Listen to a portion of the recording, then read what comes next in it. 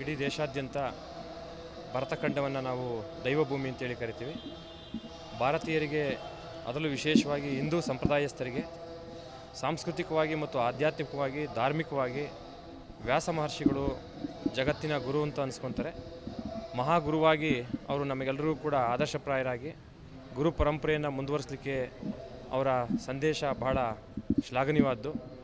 ಗುರುಪೂರ್ಣಿಮೆಯ ಪ್ರಯುಕ್ತ ನಾವು ಮಹರ್ಷಿ ವೇದವ್ಯಾಸರನ್ನು ಗುರುವಾಗಿ ಭಾರತೀಯ ಸಂಸ್ಕೃತಿಯ ವೇದಗಳು ಹಾಗೆ ಉಪನಿಷತ್ತುಗಳ ರಚನೆಯಲ್ಲಿ ವಿಶೇಷವಾಗಿ ವೇದಗಳನ್ನು 4 ಭಾಗಗಳಾಗಿ ವಿಂಗಡಿಸಿ ಪ್ರತ್ಯೇಕಗೊಳಿಸಿ ಅದನ್ನು ಎಲ್ಲರೂ ಕೂಡ ಅರ್ಥ ಆಗುವ ಹಾಗೆ ವ್ಯಾಖ್ಯಾನ ಮಾಡಿದ್ದು.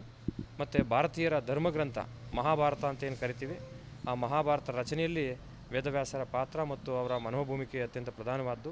ಹಾಗಾಗಿ ಎಲ್ಲ ಭಾರತೀಯ ಸಂಪ್ರದಾಯಸ್ಥರು ವೇದವ್ಯಾಸರ ಒಂದು ಜನ್ಮದಿನವನ್ನು ನಾವು ಗುರುಪೂರ್ಣಿಮೆ ಅಥವಾ ವ್ಯಾಸಪೂರ್ಣಿಮೆ ಅಂತೇಳಿ ಆಚರಣೆ ಮಾಡ್ತೀವಿ.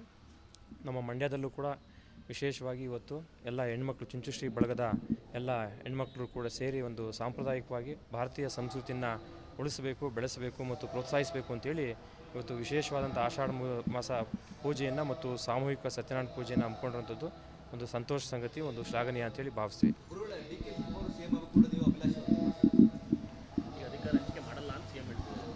ಅದ್ರ ಬಗ್ಗೆ ನಮಗೇನು ಗೊತ್ತಿಲ್ಲ. ಆದರೆ ಸನ್ಮಾನ್ಯ ಉಪಮುಖ್ಯಮಂತ್ರಿಗಳು ಭಾಳಷ್ಟು ಕಷ್ಟಪಟ್ಟು ಅವಿರತವಾಗಿ ಕೆಲಸ ಮಾಡಿ ಚುನಾವಣೆ ಸಮಯದಲ್ಲಿ ಭಾಳಷ್ಟು ಶ್ರಮಪಟ್ಟು ಹಗಲು ರಾತ್ರಿ ಕೆಲಸ ಮಾಡಿ ಆ ಪಕ್ಷವನ್ನು ಮುನ್ನಡೆಸಿದ್ದಾರೆ.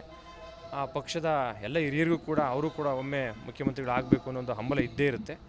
ಹಾಗಾಗಿ ಎಲ್ಲರೂ ಕೂಡ ಅವ್ರನ್ನ ಇಷ್ಟಪಡುವಂಥ ಎಲ್ಲರೂ ಕೂಡ ಅವರು ಒಮ್ಮೆ ಮುಖ್ಯಮಂತ್ರಿಗಳಾಗಲಿ ಅಂತೇಳಿ ಬಯಸ್ತಾರೆ. ನಾವು ಕೂಡ ಅದನ್ನೇ ಬಯಸ್ತೀವಿ.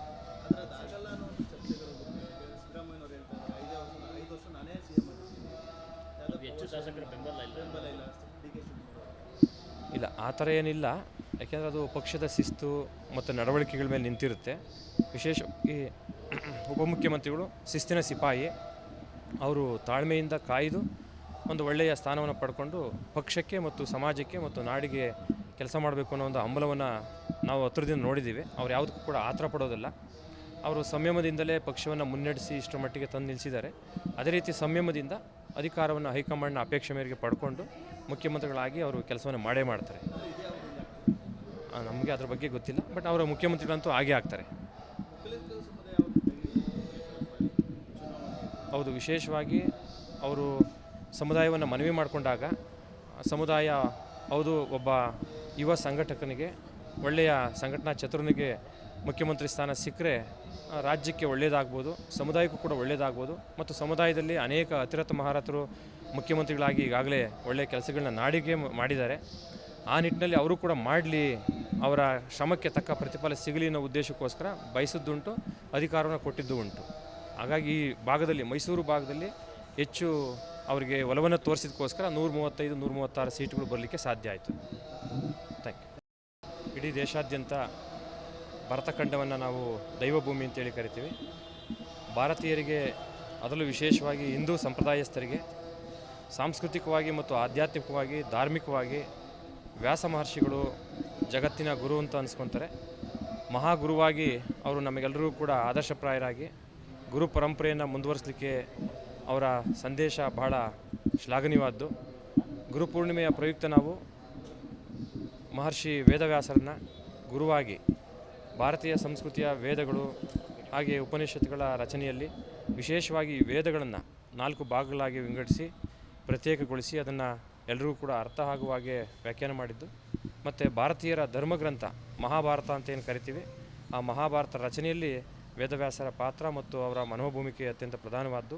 ಹಾಗಾಗಿ ಎಲ್ಲ ಭಾರತೀಯ ಸಂಪ್ರದಾಯಸ್ಥರು ವೇದವ್ಯಾಸರ ಒಂದು ಜನ್ಮದಿನವನ್ನು ನಾವು ಗುರುಪೂರ್ಣಿಮೆ ಅಥವಾ ವ್ಯಾಸಪೂರ್ಣಿಮೆ ಅಂತೇಳಿ ಆಚರಣೆ ಮಾಡ್ತೀವಿ.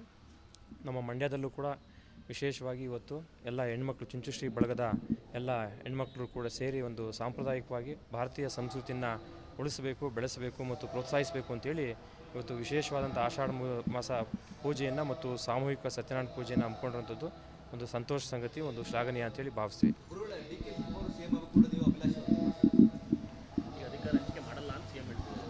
ಅದ್ರ ಬಗ್ಗೆ ನಮಗೇನು ಗೊತ್ತಿಲ್ಲ. ಆದರೆ ಸನ್ಮಾನ್ಯ ಉಪಮುಖ್ಯಮಂತ್ರಿಗಳು ಭಾಳಷ್ಟು ಕಷ್ಟಪಟ್ಟು ಅವಿರತವಾಗಿ ಕೆಲಸ ಮಾಡಿ ಚುನಾವಣೆ ಸಮಯದಲ್ಲಿ ಭಾಳಷ್ಟು ಶ್ರಮಪಟ್ಟು ಹಗಲು ರಾತ್ರಿ ಕೆಲಸ ಮಾಡಿ ಆ ಪಕ್ಷವನ್ನು ಮುನ್ನಡೆಸಿದ್ದಾರೆ. ಆ ಪಕ್ಷದ ಎಲ್ಲ ಹಿರಿಯರಿಗೂ ಕೂಡ ಅವರು ಕೂಡ ಒಮ್ಮೆ ಮುಖ್ಯಮಂತ್ರಿಗಳಾಗಬೇಕು ಅನ್ನೋ ಒಂದು ಹಂಬಲ ಇದ್ದೇ ಇರುತ್ತೆ. ಹಾಗಾಗಿ ಎಲ್ಲರೂ ಕೂಡ ಅವ್ರನ್ನ ಇಷ್ಟಪಡುವಂಥ ಎಲ್ಲರೂ ಕೂಡ ಅವರು ಒಮ್ಮೆ ಮುಖ್ಯಮಂತ್ರಿಗಳಾಗಲಿ ಅಂತೇಳಿ ಬಯಸ್ತಾರೆ. ನಾವು ಕೂಡ ಅದನ್ನೇ ಬಯಸ್ತೀವಿ.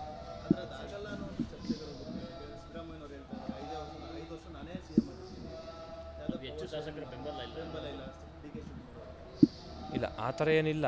ಯಾಕೆಂದರೆ ಅದು ಪಕ್ಷದ ಶಿಸ್ತು ಮತ್ತು ನಡವಳಿಕೆಗಳ ಮೇಲೆ ನಿಂತಿರುತ್ತೆ. ವಿಶೇಷವಾಗಿ ಉಪಮುಖ್ಯಮಂತ್ರಿಗಳು ಶಿಸ್ತಿನ ಸಿಪಾಯಿ. ಅವರು ತಾಳ್ಮೆಯಿಂದ ಕಾಯ್ದು ಒಂದು ಒಳ್ಳೆಯ ಸ್ಥಾನವನ್ನು ಪಡ್ಕೊಂಡು ಪಕ್ಷಕ್ಕೆ ಮತ್ತು ಸಮಾಜಕ್ಕೆ ಮತ್ತು ನಾಡಿಗೆ ಕೆಲಸ ಮಾಡಬೇಕು ಅನ್ನೋ ಒಂದು ಹಂಬಲವನ್ನು ನಾವು ಹತ್ರದಿಂದ ನೋಡಿದ್ದೀವಿ. ಅವ್ರು ಯಾವುದಕ್ಕೂ ಕೂಡ ಆತರ ಪಡೋದಿಲ್ಲ. ಅವರು ಸಂಯಮದಿಂದಲೇ ಪಕ್ಷವನ್ನು ಮುನ್ನಡೆಸಿ ಇಷ್ಟರ ಮಟ್ಟಿಗೆ ತಂದು ನಿಲ್ಲಿಸಿದ್ದಾರೆ. ಅದೇ ರೀತಿ ಸಂಯಮದಿಂದ ಅಧಿಕಾರವನ್ನು ಹೈಕಮಾಂಡ್ನ ಅಪೇಕ್ಷೆ ಮೇರೆಗೆ ಪಡ್ಕೊಂಡು ಮುಖ್ಯಮಂತ್ರಿಗಳಾಗಿ ಅವರು ಕೆಲಸವನ್ನು ಮಾಡೇ ಮಾಡ್ತಾರೆ. ನಮಗೆ ಅದ್ರ ಬಗ್ಗೆ ಗೊತ್ತಿಲ್ಲ, ಬಟ್ ಅವರ ಮುಖ್ಯಮಂತ್ರಿಗಳಂತೂ ಆಗೇ ಆಗ್ತಾರೆ.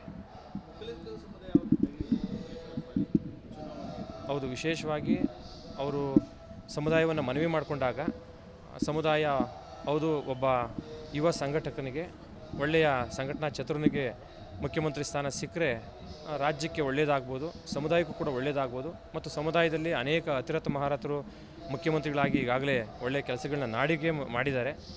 ಆ ನಿಟ್ಟಿನಲ್ಲಿ ಅವರು ಕೂಡ ಮಾಡಲಿ, ಅವರ ಶ್ರಮಕ್ಕೆ ತಕ್ಕ ಪ್ರತಿಫಲ ಸಿಗಲಿ ಅನ್ನೋ ಉದ್ದೇಶಕ್ಕೋಸ್ಕರ ಬಯಸಿದ್ದುಂಟು, ಅಧಿಕಾರವನ್ನು ಕೊಟ್ಟಿದ್ದು ಉಂಟು.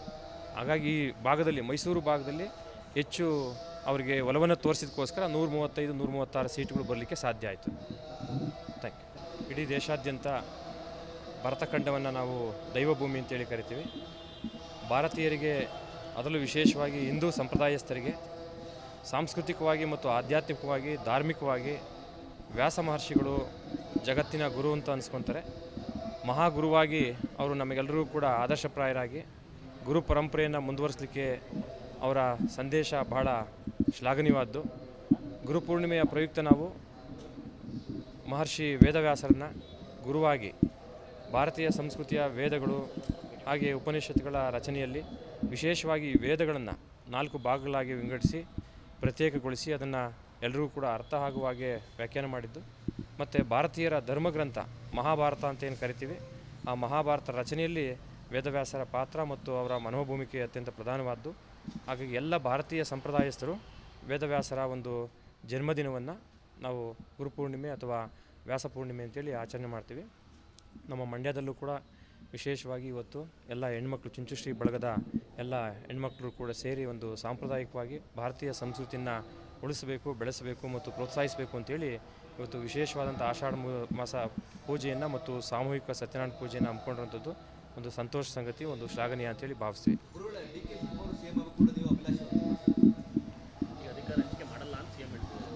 ಅದ್ರ ಬಗ್ಗೆ ನಮಗೇನು ಗೊತ್ತಿಲ್ಲ. ಆದರೆ ಸನ್ಮಾನ್ಯ ಉಪಮುಖ್ಯಮಂತ್ರಿಗಳು ಭಾಳಷ್ಟು ಕಷ್ಟಪಟ್ಟು ಅವಿರತವಾಗಿ ಕೆಲಸ ಮಾಡಿ ಚುನಾವಣೆ ಸಮಯದಲ್ಲಿ ಭಾಳಷ್ಟು ಶ್ರಮಪಟ್ಟು ಹಗಲು ರಾತ್ರಿ ಕೆಲಸ ಮಾಡಿ ಆ ಪಕ್ಷವನ್ನು ಮುನ್ನಡೆಸಿದ್ದಾರೆ.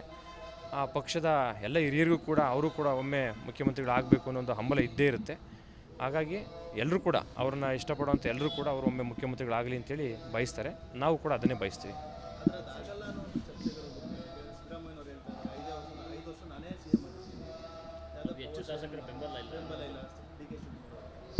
ಇಲ್ಲ, ಆ ಥರ ಏನಿಲ್ಲ.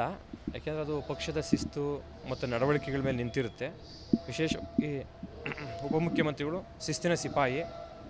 ಅವರು ತಾಳ್ಮೆಯಿಂದ ಕಾಯ್ದು ಒಂದು ಒಳ್ಳೆಯ ಸ್ಥಾನವನ್ನು ಪಡ್ಕೊಂಡು ಪಕ್ಷಕ್ಕೆ ಮತ್ತು ಸಮಾಜಕ್ಕೆ ಮತ್ತು ನಾಡಿಗೆ ಕೆಲಸ ಮಾಡಬೇಕು ಅನ್ನೋ ಒಂದು ಹಂಬಲವನ್ನು ನಾವು ಹತ್ರದಿಂದ ನೋಡಿದ್ದೀವಿ. ಅವ್ರು ಯಾವುದಕ್ಕೂ ಕೂಡ ಆತರ ಪಡೋದಿಲ್ಲ. ಅವರು ಸಂಯಮದಿಂದಲೇ ಪಕ್ಷವನ್ನು ಮುನ್ನಡೆಸಿ ಇಷ್ಟರ ಮಟ್ಟಿಗೆ ತಂದು ನಿಲ್ಲಿಸಿದ್ದಾರೆ. ಅದೇ ರೀತಿ ಸಂಯಮದಿಂದ ಅಧಿಕಾರವನ್ನು ಹೈಕಮಾಂಡ್ನ ಅಪೇಕ್ಷೆ ಮೇರೆಗೆ ಪಡ್ಕೊಂಡು ಮುಖ್ಯಮಂತ್ರಿಗಳಾಗಿ ಅವರು ಕೆಲಸವನ್ನು ಮಾಡೇ ಮಾಡ್ತಾರೆ. ನಮಗೆ ಅದ್ರ ಬಗ್ಗೆ ಗೊತ್ತಿಲ್ಲ, ಬಟ್ ಅವರ ಮುಖ್ಯಮಂತ್ರಿಗಳಂತೂ ಆಗೇ ಆಗ್ತಾರೆ.